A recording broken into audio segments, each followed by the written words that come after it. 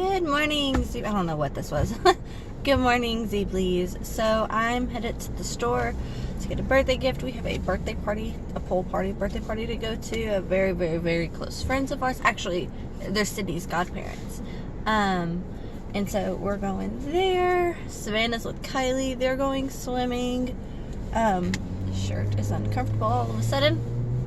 So yeah, that's just what we're doing. I cannot find Sydney's swimsuit, so I'm just gonna go buy one.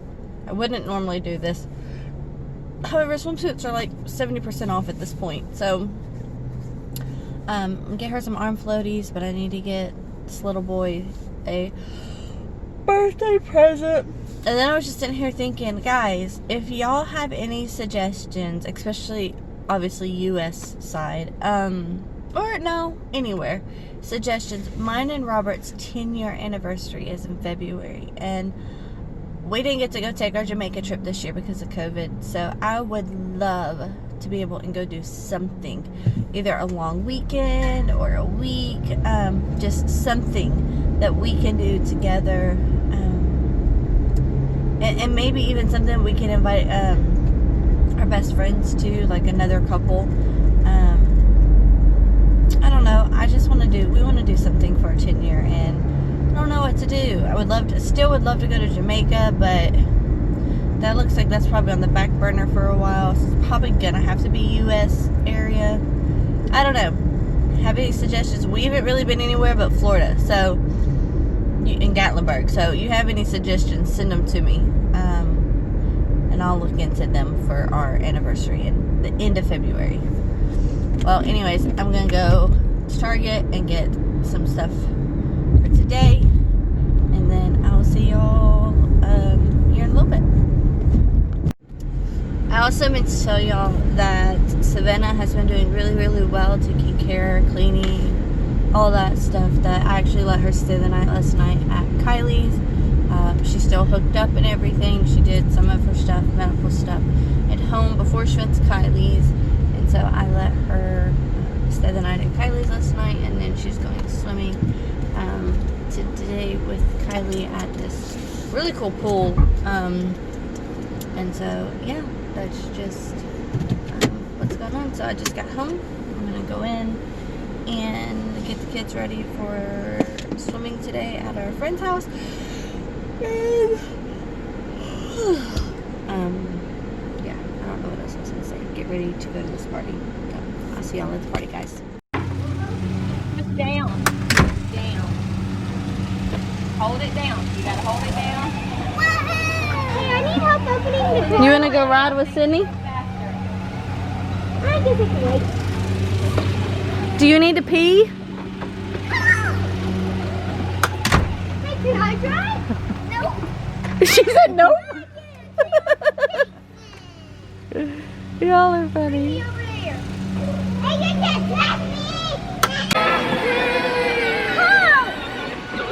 He's riding with Evelyn. You're gonna have to wait a minute. Hey guys.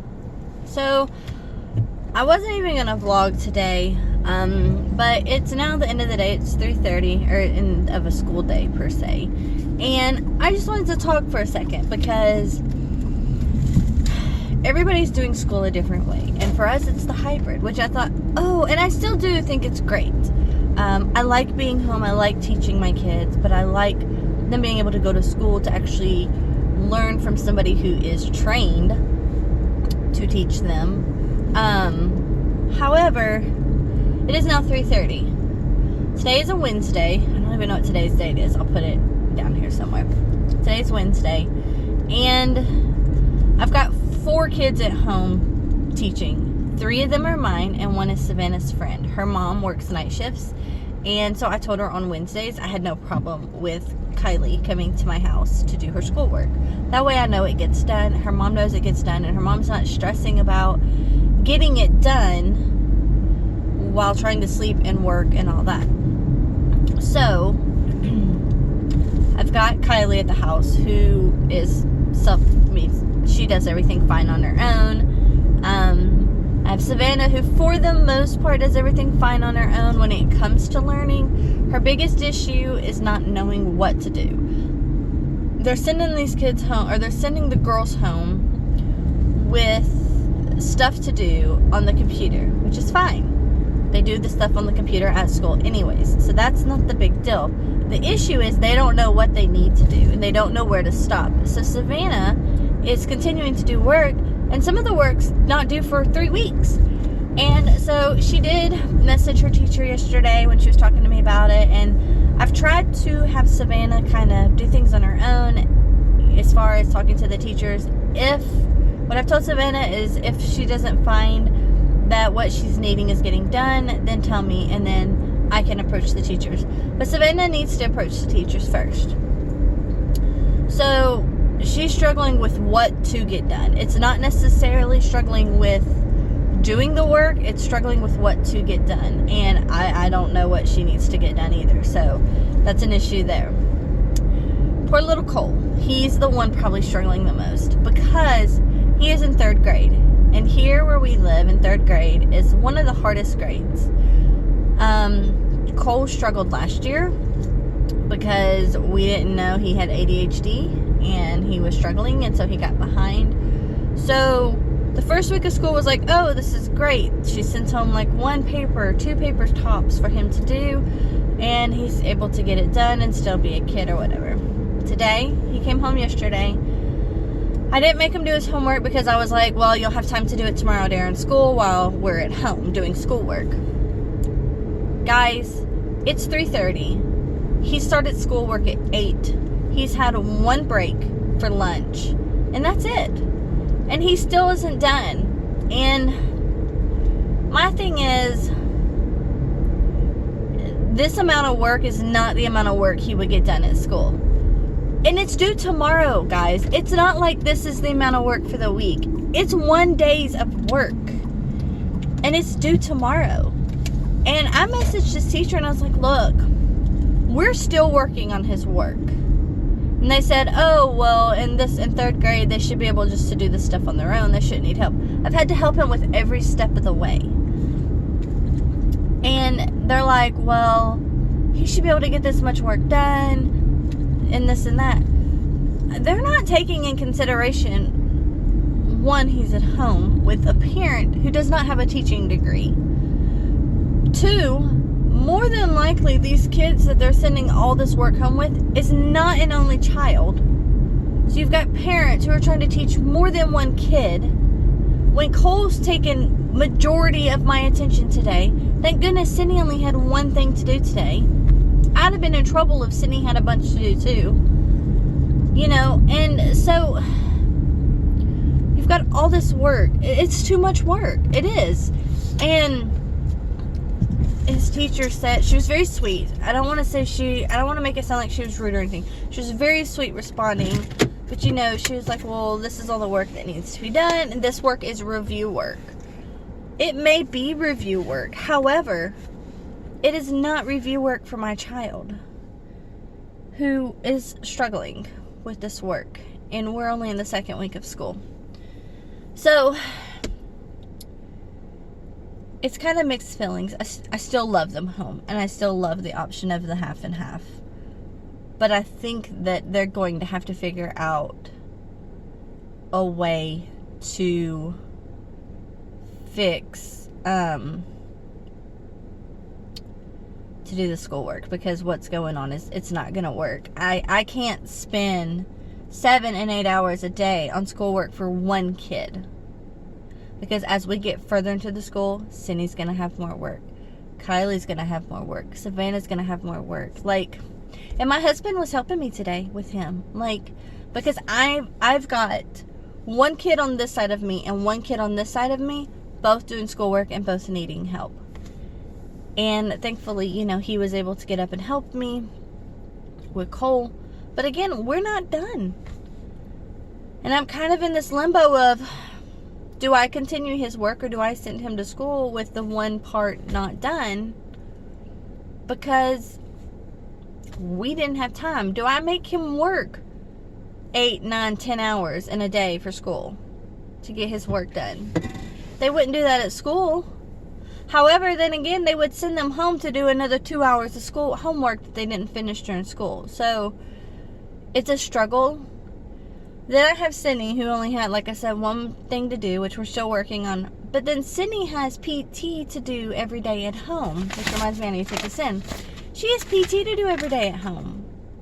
So at some point, I've also got to fix dinner. Like, guys, the more I talk about it, the more frustrating I'm getting, because it's not realistic. What they're sending home with them is not realistic. And that's the frustrating part. You're going to do this. Let's be realistic. We're not teachers. We can't teach our kids for 8-10 hours a day and only expect to have one kid. It doesn't work that way. Hold on, guys. Hey guys, it is Thursday. Savannah's not feeling well, so she stayed home. She feels like there's, the way she's describing it, needles in her throat.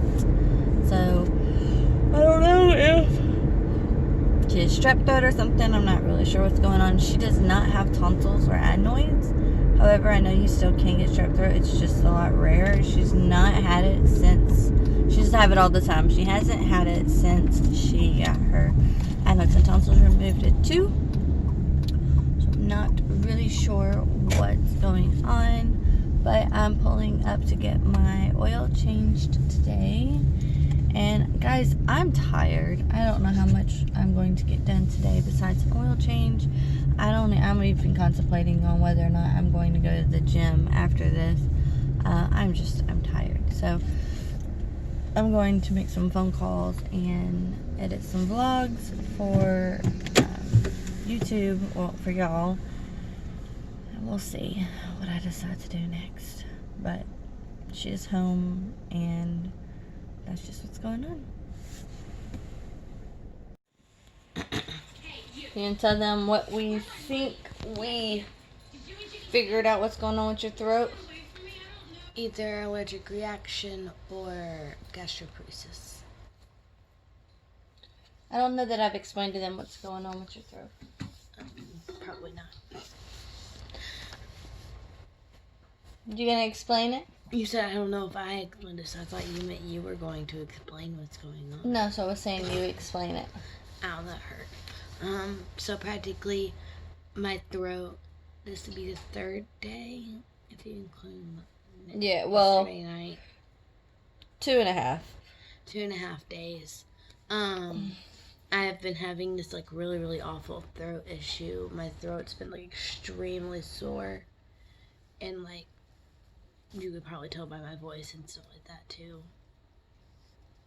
So we think we've narrowed it down. We think that she had there's a couple of options. She either had an allergic reaction to the zombie Takis, which are like an habanero cucumber flavor.